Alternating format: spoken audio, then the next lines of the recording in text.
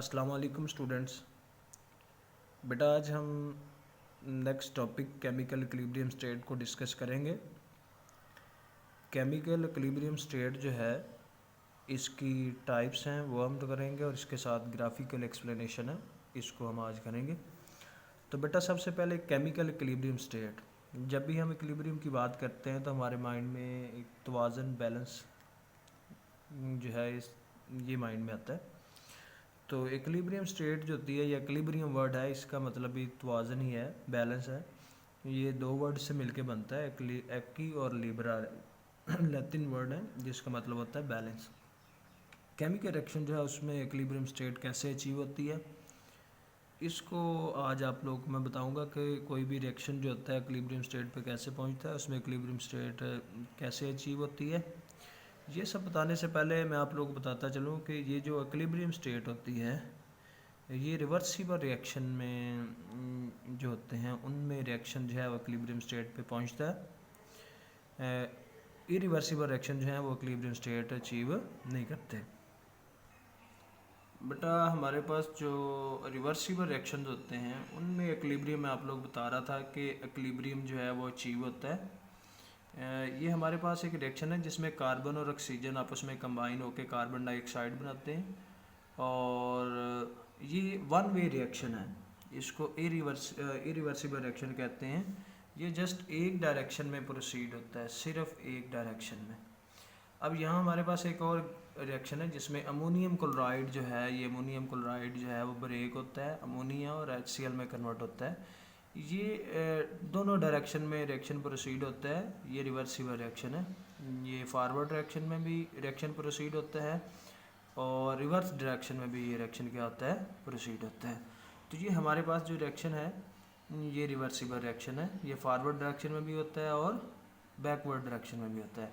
यानी रिएक्टेंट्स जो होते हैं वो रिएक्ट करके प्रोडक्ट्स भी बनाते हैं और प्रोडक्ट्स जो होते हैं वो रिएक्ट करके रिएक्टेंट्स बनाते हैं। ये रिएक्शन दोनों डायरेक्शन में क्या होता है, प्रोसीड होता है। और जब ये रिएक्शन शुरू में होता है, फॉर एग्जांपल स्टार्टिंग पे तो हमारे पास अमोनियम क्लोराइड यानी कि रिएक्टेंट्स ज़्यादा अमाउंट में मौजूद होते हैं और प्रोडक्ट्स बिल्कुल नहीं होते। तो उस वक्त फॉरवर्ड रिएक्शन क्या होता है, तेज़ होता है, थोड़ा सा फास्ट होता है, क्योंकि उस वक्त जस्ट रिएक्शन मिक्सचर में रिएक्टेंट्स ही होते हैं। तो फिर थोड़ी देर बाद क्या होता है जी, प्रोडक्ट्स बन जाते हैं, प्रोडक्ट्स अगेन रिएक्ट करके क्या बनाना शुरू कर देते हैं, रिएक्टेंट्स। तो बैकवर्ड रिएक्शन जो है वो स्पीड अप हो जाता है। फिर बेटा एक ऐसी स्टेज आती है जहाँ इन दोनों रिएक्शन का जो है रेट जो है वो इक्वल हो जाता है, दोनों रिएक्शन एक ही रेट में प्रोसीड हो रहे होते हैं। यानी कि फॉरवर्ड रिएक्शन जो है उसी स्पीड से प्रोसीड होता है और रिवर्स रिएक्शन भी उसी स्पीड से, यानी कि दोनों की जो रेट है वो सेम हो। ठीक है बेटा, यानी कि जब इनकी डीकम्पोजिशन और इनकी दोबारा जो है वो फॉर्मेशन जो है वो सेम हो जाती है, तो उस वक्त ये रिएक्शन जो है वो इक्विलिब्रियम स्टेट पहुंच जाता है। और जब रिएक्शन इक्विलिब्रियम स्टेट पे होता है तो रिएक्शन मिक्सचर कांस्टेंट रहता है। इसका मतलब ये नहीं होता है कि इधर रिएक्टेंट्स और प्रोडक्ट्स क्या है, सेम है, नहीं, बल्कि इसका मतलब ये है कि जिस स्पीड से फॉरवर्ड रिएक्शन प्रोसीड हो रहा है उसी स्पीड से रिवर्स रिएक्शन प्रोसीड हो रहा है। तो सिंपल बेटा हम ये कहेंगे कि जब रिएक्शन है इक्विलिब्रियम स्टेट पे पहुंचता है तो उस वक्त फॉरवर्ड और रिवर्स रिएक्शन का रेट क्या होता है, इक्वल होता है, और रिएक्शन मिक्सचर क्या रहता है, कांस्टेंट रहता है। इसका क्या मतलब है, कांस्टेंट रहता है, इसका मतलब ये है कि प्रोडक्ट्स जो हैं उनकी अमाउंट फिर चेंज नहीं होती, और प्रोडक्ट और रिएक्टेंट दोनों की अमाउंट्स क्या होती हैं, चेंज नहीं होती। फॉर एग्जांपल प्रोडक्ट्स हमारे पास 5 मोल हैं, 2 मोल हैं तो वो 2 मोल ही रहेंगे, रिएक्टेंट्स हमारे पास 1 मोल है तो वो 1 मोल ही रहेंगे, क्योंकि जितना मैस रिएक्टेंट्स का प्रोडक्ट पे शिफ्ट होगा उतना ही वापस किस में कन्वर्ट हो जाएगा, रिएक्टेंट्स में कन्वर्ट हो जाएगा। तो रिएक्शन मिक्सचर क्या रहेगा बच्चों, कांस्टेंट रहेगा।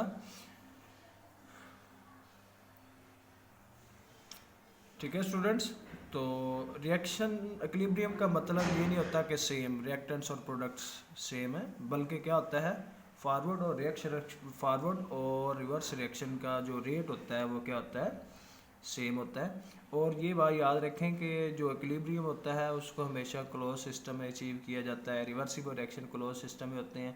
अगर हम ओपन सिस्टम यूज़ करेंगे तो कोई ना कोई प्रोडक्ट्स क्या हो जाएगी, एस्केप हो जाएगी और रिएक्शन इक्विलिब्रियम को नहीं पहुंचेगा।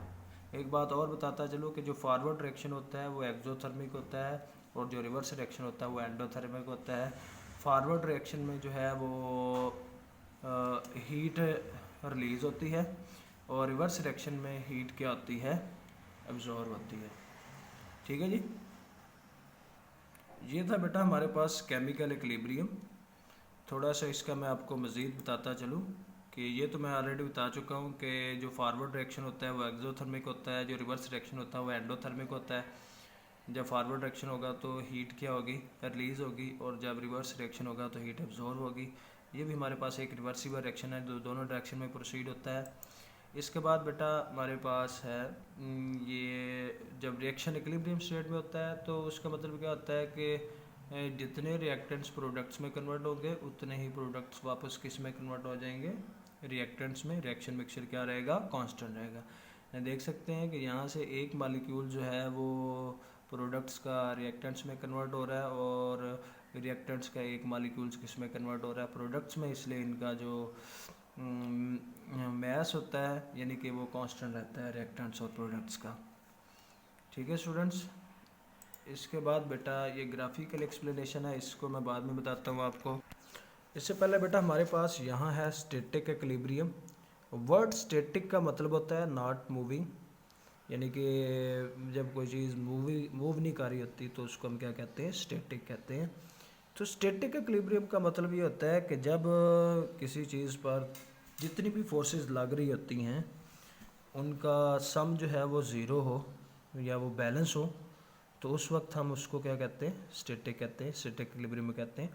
तो जब कोई रिएक्शन सीज होता है, फर्दर प्रोसीड नहीं हो रहा था, तो उसको हम क्या कहते हैं, वो स्टैटिक इक्विलिब्रियम में है। यानी कि जब कोई रिएक्शन क्या हो जाता है, सीज हो जाता है, फर्दर प्रोसीड नहीं होता, उसको हम क्या कहते हैं, स्टैटिक इक्विलिब्रियम में। यहाँ हमारे पास एक एग्जांपल है, बाज़ का हमें देखने को मिलता है कुछ बिल्डिंग बहुत ऊंची होती हैं, हम उनको देखें तो हमें ऐसे लगता है कि वो साइड पे झुकी हुई हैं, लेकिन वो गिरती नहीं है।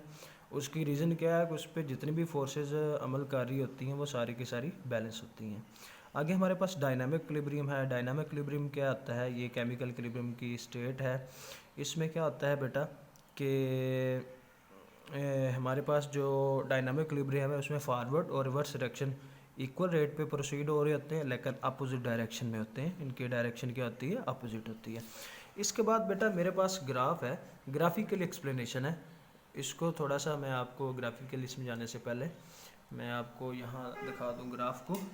बेटा ये हमारे पास रिएक्शन है, हाइड्रोजन और आयोडीन जब आपस में रिएक्ट करते हैं तो हाइड्रोजन आयोडाइड बनता है। जब रिएक्शन इनिशियल स्टेज पे होता है, स्टार्टिंग पे होता है, तो हमारे पास सिर्फ रिएक्टेंट्स होते हैं और रिएक्टेंट्स की वजह से सिर्फ फॉरवर्ड रिएक्शन होता है, ये वाला रिएक्शन होता है जस्ट। तो स्टार्टिंग पे सिर्फ फॉरवर्ड रिएक्शन हो रहा था, इसलिए फॉरवर्ड रिएक्शन का रेट सबसे ज़्यादा है। देख सकते हैं कि फॉरवर्ड रिएक्शन यहाँ से स्टार्ट हो रही है, फॉरवर्ड रिएक्शन की जो कर्व है, क्योंकि उसका रेट शुरू में क्या होता है, ज़्यादा होता है और आहिस्ता आहिस्ता ये रिएक्ट करके एच आई बनाना शुरू कर देते हैं और आहिस्ता आहिस्ता इसका रेट क्या होना शुरू हो जाता है, कम होना शुरू हो जाता है।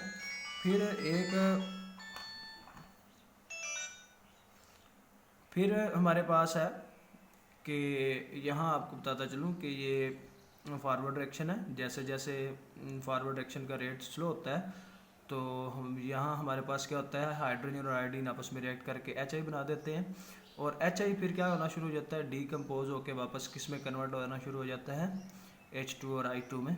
तो बेटा फिर क्या होता है कि इसकी वजह से जो रिएक्शन होता है वो रिवर्स रिएक्शन होता है, तो ऐसा ऐसा रिवर्स रिएक्शन बैकवर्ड रिएक्शन का रेट तेज़ होना शुरू हो जाता है और फॉरवर्ड रिएक्शन का रेट क्या होना शुरू हो जाता है, स्लो होना शुरू हो जाता है।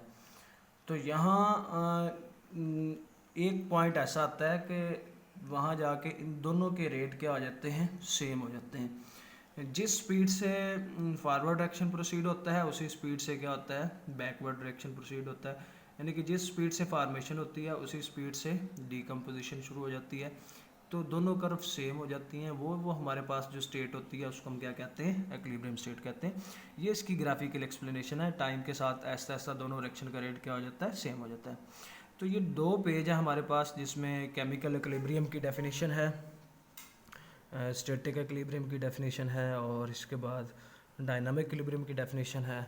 इसके साथ डायनामिक इक्विलिब्रियम की ग्राफिकल एक्सप्लेनेशन है, यहाँ लिख लेंगे एक explain dynamic equilibrium with the help of graph. तो ये सारी आप लोग करेंगे।